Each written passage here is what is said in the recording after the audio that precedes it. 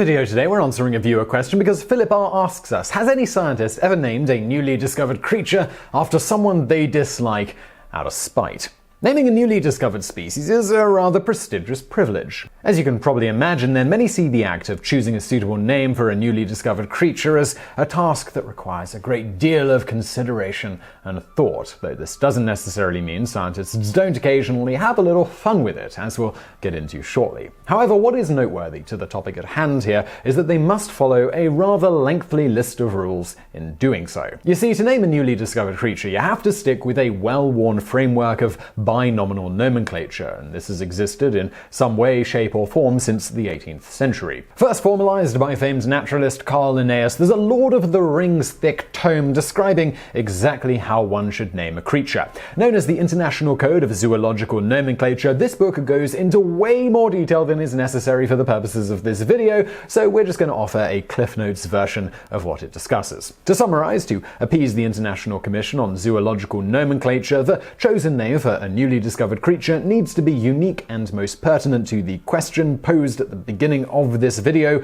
The rules do state no author should propose a name that to his or her knowledge or reasonable belief would be likely to give offense on any grounds. In addition, a less concrete but nonetheless commonly adhered to rule is that when naming a newly discovered species, you shouldn't name it after yourself. Why? Well, in the words of the Virginia Museum of Natural History's curator emeritus Judith Winston, that's tacky. According to Winston, it's also considered somewhat uncouth to combine Greek and Latin when naming a new creature, with some taxonomy purists out there who would look down upon the person who did this, even though it doesn't break any specific rule. We're also going to assume here that those people are also not fun at parties. Moving on, it's noted that so long as the rules are followed, a person wishing to name a new creature can pretty much give it whatever name they like. In doing so, many have targeted celebrities, both because it's a great way to get more publicity towards said scientists' work, and also sometimes because it's a nice way to honor a famous person. For example, consider the case of Ferdinando Buero, a jellyfish expert and fan of the musician Frank Zappa. He decided that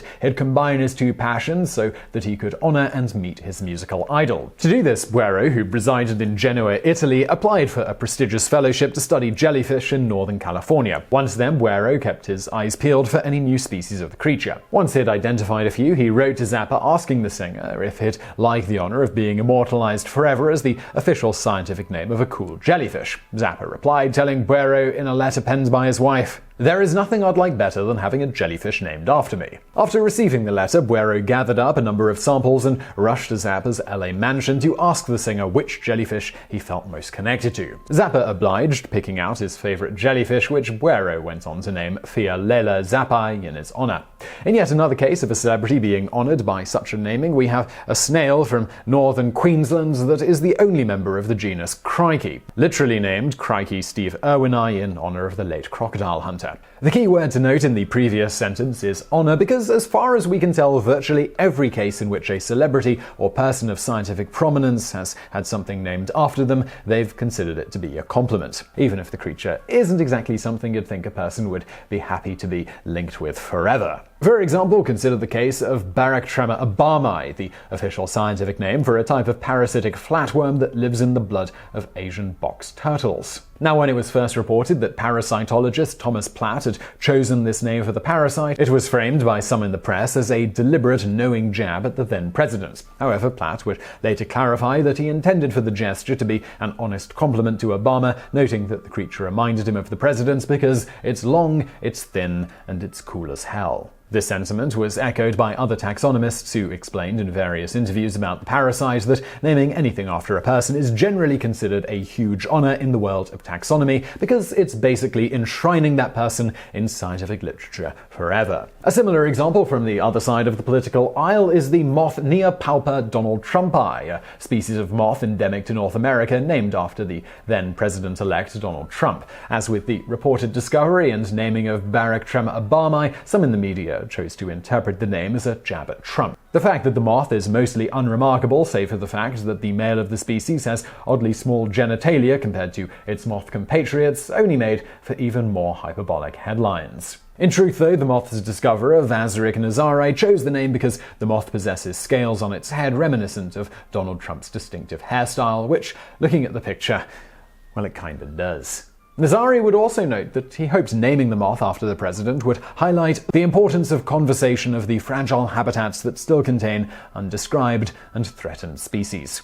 On that note, Nazari's decision to name the moth after Trump due to it resembling him in some manner is a popular naming trend with new species, some of our favorite examples of which include a spider named after Johnny Cash discovered near Folsom Prison in California that, like the singer, is dressed in all black. This was called Aphonopelma Johnny Cash-eye. Then there's the bee named after Beyoncé, notable for having a gigantic golden butt, with the namer stating, "I figured if I'm ever going to name a species after Beyoncé, this is it. It's called Scaptia Beyoncé." Then there's the beetle named after Arnold Schwarzenegger due to it possessing a pair of legs that resemble large flexed biceps, and it's called Agra Schwarzeneggeri. There's also a parasitic wasp named after Shakira due to its habit of causing whatever it infects to convulse and twist like it's belly dancing, and that's called Aliodes Shakiri. There are literally so many of these that we couldn't ever possibly mention them all here. But now it's time we go back to the original question. I mean, surely there must be one exception to this, right? There must be one scientist who named a creature after someone they disliked simply out of spite.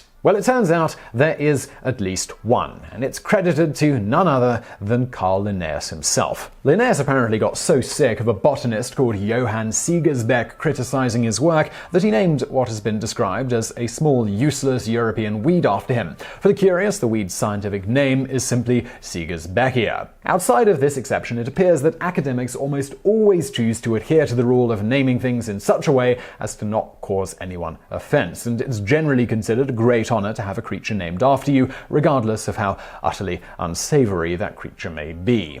And now for a bonus fact. There's a remarkable species of blind cave beetle called Anophthalmus hitleri, named after Hitler.